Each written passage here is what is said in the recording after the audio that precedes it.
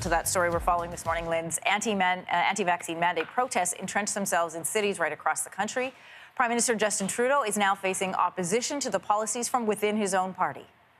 That both the tone and the policies of my government changed drastically on the eve and during the last election campaign.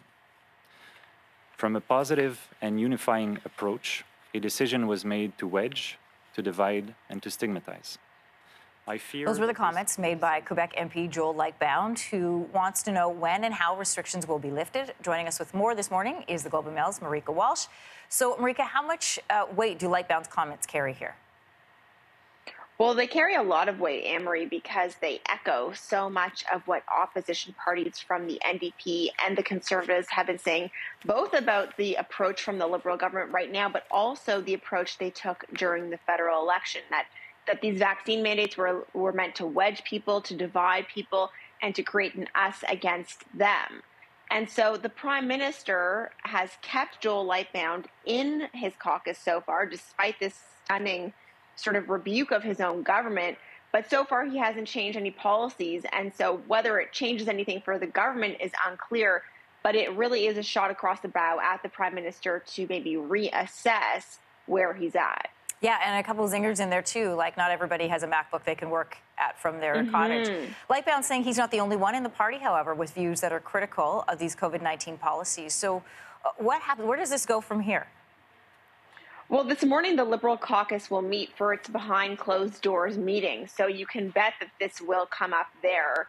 Mr. Lightbound said that he has raised this before with the caucus, with the government, to no avail. I mean, journalists have also asked for data, for example, for some of the government's policies. We've asked for example, a timeline or metrics that they'll be using for when they lift ones. We haven't heard that either. So it's not as though people haven't been asking. And the question is, with the pressure of the protests, asking for these changes, and also now the pressure from within his own caucus, does the dam break? Does something move? Or because of the protests, does the government decide that they need to stay firm because they can't be seen to be compromising given the occupation in Ottawa? A lot of strategy involved in whatever they decide, for sure. On Tuesday, Saskatchewan, Quebec, and Alberta laid out their plans to dramatically scale back public health measures. With hospitalizations and cases of COVID-19 falling, why does Ottawa yet seem so unwilling to move on the federal restrictions? That's really the million-dollar question. I think that the protest has changed things, which, to Mr. Lightbound's comments, then makes it seem more like it's a political decision rather than a science-based decision. When I was speaking with people in the government a few weeks ago, there was talk about changing some of the border measures, for example, in February. For example, we still have a non-essential travel advisory, while we also have Olympians overseas right now. And so people are seeing what they see as these contradictions and wondering why they're still in place.